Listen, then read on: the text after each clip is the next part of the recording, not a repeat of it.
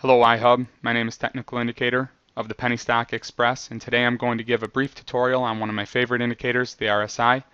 RSI, or Relative Strength Index, is a leading momentum oscillator. Oscillator simply means to bounce back and forth between 2 points, more specifically between 0 and 100. So if we take a look at the RSI here, the 0 line would be down here, and 100 would be at the top. The default look-back period for the RSI is 14. By lowering the default value, we increase the sensitivity. You can see 14 in parentheses to the right of RSI here on the chart. A 10-day RSI is more likely to reach overbought or oversold levels than a 20-day RSI, for example. Change this value, simply go into your chart settings. So short-term traders sometimes use a 2-period RSI to look for overbought readings above the 80 line and oversold readings below the 20 line. So it really depends on what type of trader you are, what type of price action the particular stock has, and everyone's going to be different. As you get more comfortable with the RSI, you'll be able to figure it out for yourself. But at least this will give you an idea of what I'm looking at when I do video analysis for you. For the purpose of today's tutorial, we'll cover oversold and overbought readings in addition to resistance and support within the RSI. Signals can also be generated by looking for divergences, failure swings, and centerline crossovers, but we're just going to stick to the basics today.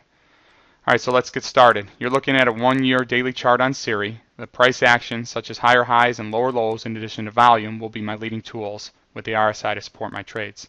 Siri trades on the OTCBB, very popular stock, and there's always a lot of volume in here, so it's easy to get in and out of. When we talk about small caps, we want to make sure we can get in and out of them. All right, so if we go back to December of 2009, you can clearly see the RSI touch down and find bottom at 56 cents with a value of about 30. You can see it touches down here, and we find a bottom at 56 cents. We know 30 is oversold in a 14-day RSI setting.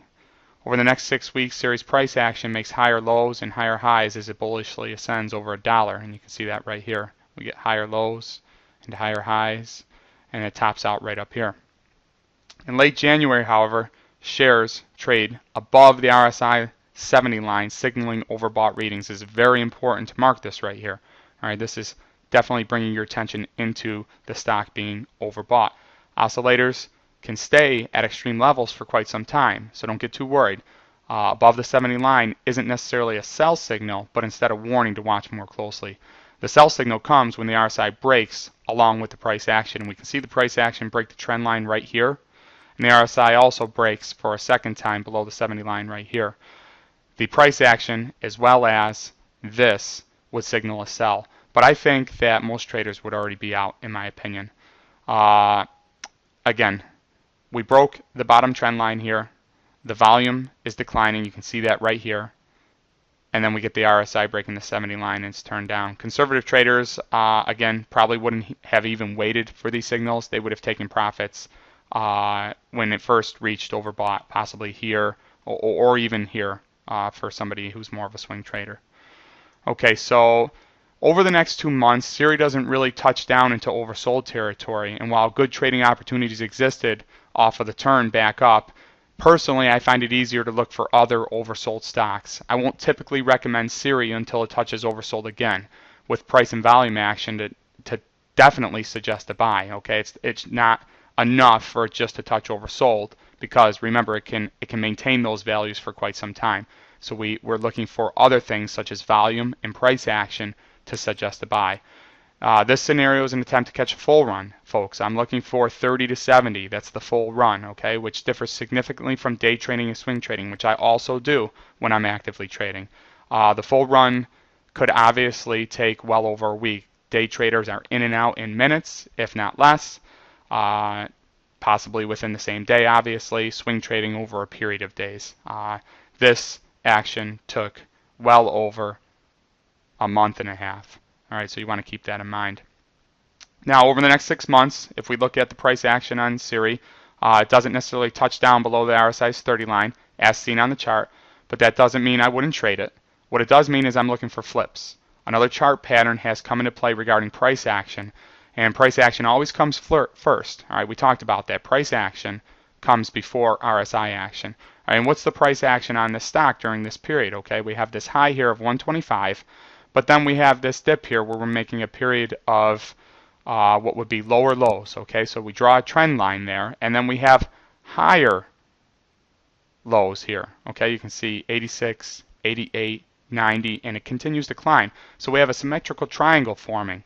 All right, and that's important to know. This pattern of a symmetrical triangle or a period of consolidation, in this situation you can try and identify resistance within the trend line as well as within the RSI for a breakout. Okay, and I've drawn a line right here. All right, you see the RSI kind of touching 60 a bunch of times here.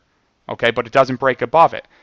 However, the volume is declining and the chart is kind of consolidating, and then we can see a little bit of a pickup in volume here. So I'm watching at this point in time. This is a hard pattern to pick up on, not as easy as a 30-70 trade on the RSI, but we watch for that break of the resistance line and it signals a move. Again, resistance within the trend line first, as well as the RSI, since the pattern does exist. We can see the pattern clearly exists, touches 60, falls back down but doesn't touch 30, so we could draw a support line here. Touches 60 again, falls back down but doesn't touch 30. And if you do draw that support line, it's important to note that it's making higher lows within the RSI. It's low here, it's higher here, it's higher there. So I would almost take this line off and bring in this line to kind of draw a trend line here that's building. Okay, and that signals strength into the stock, but we're not peaking over this 60 line, so I'm looking for that breakout there. And obviously that breakout came, and you can see the dotted green line here signals that. The availability profit from the 60 to 70 line, is it nearly as efficient as playing the stock from the 30 to 70 line? Obviously not. But if you're a day trader, this is something that you could look for, especially if you love the stock. A lot of people like to play the same stock over and over and over, so it's important to know how to play the stock in different ways. Here you have a 30 to 70 line trade. Here you have a pattern within the RSI and a pattern within price action to watch.